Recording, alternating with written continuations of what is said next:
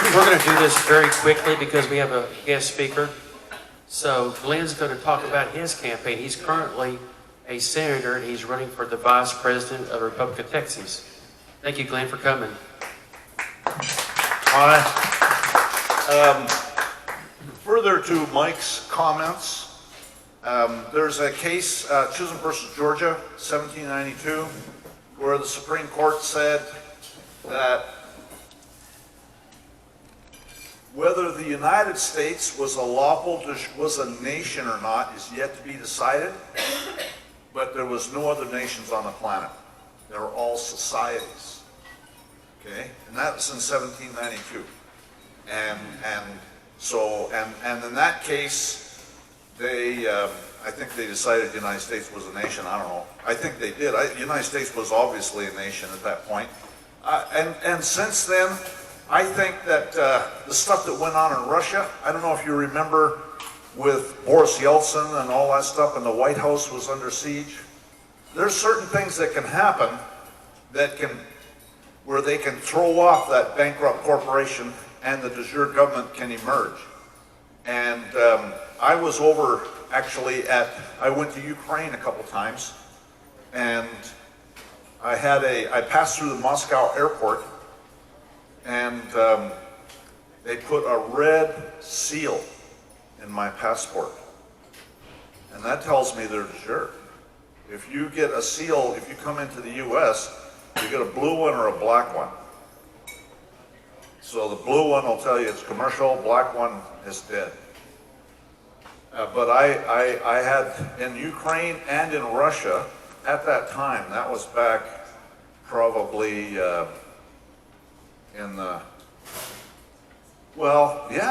it's been a long time, in the early 90s. It's a long time ago. No, I didn't go there then. No, actually it was in 2000. It was around 2005, 2006, maybe 2010. Yeah. So it's more recent than that. So was there Russian Federation at that time? Yeah, there was, yeah. Because if you remember, what happened is the White House was under siege. Yeltsin, I think, was the president at the time. And the White House, there was a bit of a revolution. And I think the Russians are pretty astute. Those guys are pretty smart about things. So they call it the White House? Well, they call it the White House, too. Yeah. And Putin lives in the White House, believe it or not. Yeah, no joke. Yeah. Okay. And so, the Russians are pretty astute about that stuff. They got a lot of savvy about things that most people don't ever get. And I think that I think that maybe they went and threw off the bankrupt corporation. Remember, the Soviet Union was in debt, and probably about 3 or 4 years ago, Russia paid off the last of their national debt, and they've been buying gold. That's, I think, one reason why, because the deep state has been accusing Russia of everything they can accuse them of, because they want to go there and steal their gold, And I heard that during the Soviet Union days, they had a bunch of gold that they hid in the Orthodox churches. I heard they hid a bunch of gold in the walls of Orthodox churches, which, if you understand how Christianity works, and there was a Council of Nicaea, the Catholic Church and the Orthodox Church, there was a big split. I'm not sure exactly when that happened. The Catholic Church, split and became what it is today, and there were Satanists. While the Orthodox Church might be more what was originally envisioned. I don't know. I don't know anything about the Orthodox Church, but they have been around almost as long as the Vatican. And there was a split. And I heard that the Russians kept a lot of Russian gold in these Orthodox churches, and the Soviets never figured it out. Anyways, and then in my book, I just wanted to point out, so they're all corporations, and I talk about that in my book. This is my book. Mike is the publisher of my book. Okay, he asked me to publish it, to write it. He asked me to write it, and it took me about 6 weeks because all I did is took a lawsuit and manipulated it and turned it into the book. And then he had to babysit me for 6 months to get it ready to publish. But so there's a picture in here, and I'll pass it around if anybody wants to look at it. It's Obama with the pimp. Well, I meant the Pope. No, I meant the pimp. Anyways, it's Obama with the pimp and Trump with the pimp. And Obama and the pimp are laughing and chuckling and having a good old time. And Trump and the pimp is like pissed. And you can see he is not a happy camper. And there was actually a lady that was she's an advisor to the Pentagon. She's got a PhD. She was on a British television program recently, and she talks about how the Pope was upset. I think this is the picture. Anyways, if anybody, it's on page 323 in my book. Yeah. If anybody, and then there's a couple copies there. I got a question for you, Glenn. Why would we want to vote for you? So, and this is one thing that's really disappointed me about Billy. I've known Billy for a long time, and I never ever believed that he would do these kinds of things. I run for Senate of District 13. Senate seats are good for 3 years, and so it's up for re-election right now. And what happened is, 3 years ago, Steve used to be the senator for District 13, and he resigned, and he was doing something else where he didn't really participate in the Republic of Texas for a few years. And so that seat was vacant. And so I talked to Ed Branham, okay, who was the president at the time. It was either Ed Branham or John Jarnicki. They were both recent presidents. And I said, you know, I own this land out there. I own land in Bowie, which is, I own just about an acre of land. I've got a storage unit on it. I want to build a house, but I've been out of work since 2015. I was working with Bob Wilson. I don't know if you know Bob Wilson. Anybody remember Bob Wilson? He was a senator for Robertson County for many years for the Republic of Texas. He's died now, but he would put together house plans. So I had given him $1,400 to put together some house plans for me because I told him, give him general ideas, and so he had started on it, you know, and now he's not with us, so I guess that's gone. But I had house plans where I was gonna build a house out there, and Bowie is halfway between Fort Worth and Wichita Falls, and so I'm a country boy. I like the country. You know, I lived in LA. When I first came here, I grew up in Canada, okay? So I always tell them it's impossible for me to be a U.S. citizen because I wasn't born or naturalized, and I wasn't. The hearsay is I was born in Canada, and I put this in my paperwork when I filed my lawsuits, too. I've got a lawsuit that I filed recently in Dallas federal court. Anyways, I tell them it's impossible for me to be a U.S. citizen because I wasn't born or naturalized, because I grew up in Canada. And that's all hearsay, of course. But I tell them I do remember walking to school, and most people don't believe this, elementary school, too. I remember walking to school when it was 69 below. Most people don't believe this, but it's true. Anyways, and I remember finishing high school in Raymond. I went to high school in Raymond, which is about 20 miles north of the Montana border. Anyways, but I claimed it. My mother's American. Can we carry this conversation outside somewhere, because it's kind of disruptive? So I remember my mother's American, so I claimed it by right of blood.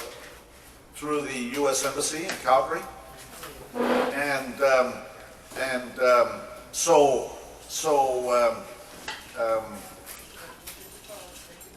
I'm a country boy. I love the country. I was living in LA when I first came down here. I was living in LA for about 3 months. I was living in Tustin, California. I don't know if you know where Tustin is. It's in Orange County. It's actually not too far from Anaheim.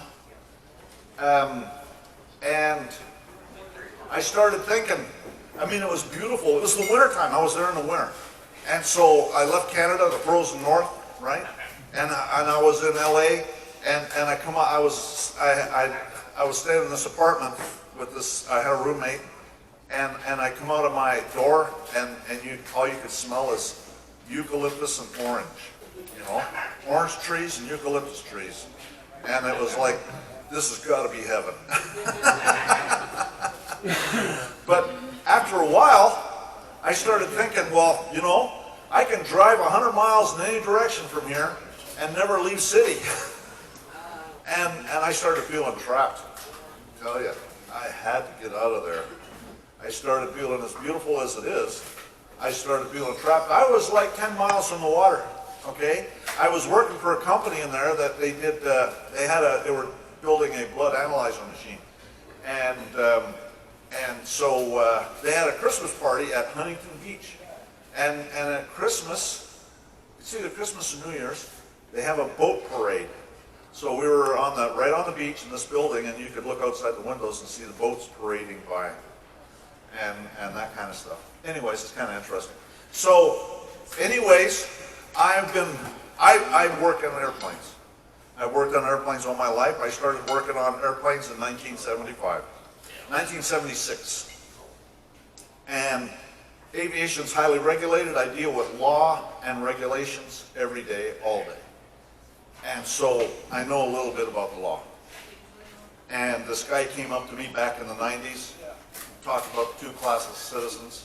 I got to try and speed this up, so I tell him, you're crazy, you don't know what you're talking about. And he brought out some court cases, and I thought, whoa, this is true, this is the most fantastic thing there is, and here we are. So I was senator, I am senator right now. I have this land in Bowie. I talked to Ken Barnett 2 months ago, and I told him what I was going to do. I was going to run for Senate again, and he didn't have a problem with that. And I filled out the application for government office, and he witnessed it. And he had it 2 months ago, and I never heard a word from him until last weekend. Not this last weekend, the weekend before last. Actually, it was about 10 days before that, because I went to this extraordinary science conference in Albuquerque, and I was on the way. And he calls me up, and he starts asking me about, you know, and I told him, I have land in Bowie, and I want to build a house there.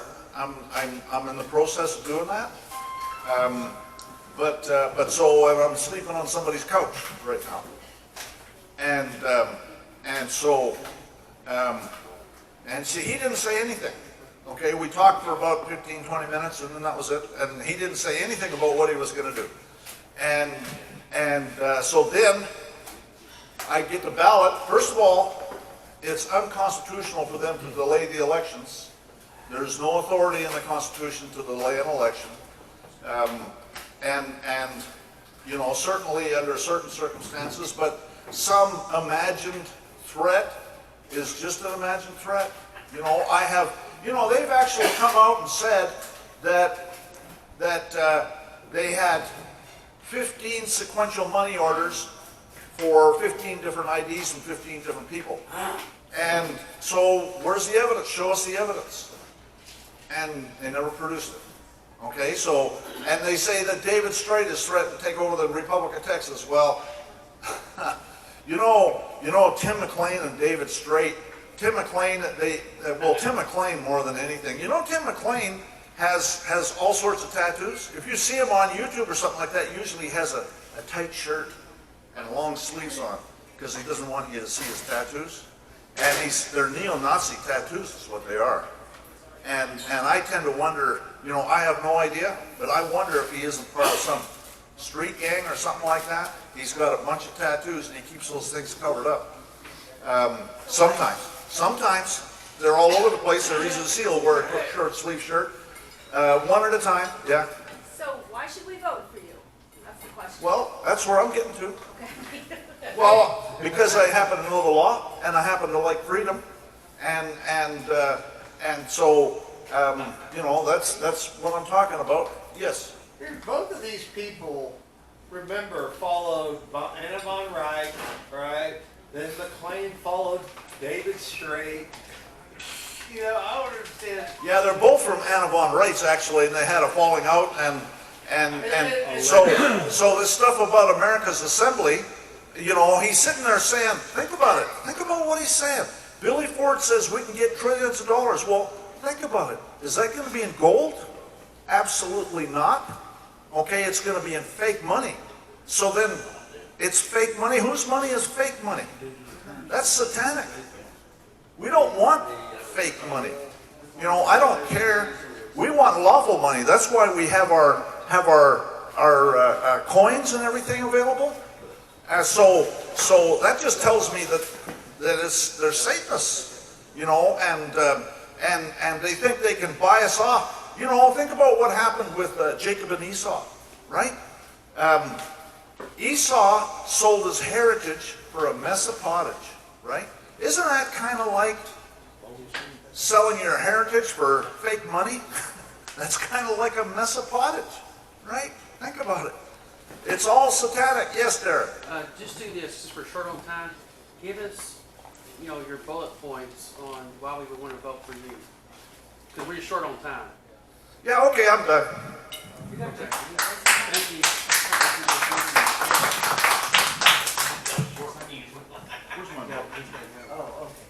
Okay, our next speaker is going to talk about the potential of gold.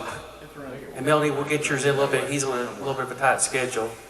He is an entrepreneur, and he's been involved in so many different businesses and been very successful. So Richard, you ready to take the podium up here and get us going? This is Richard Gill.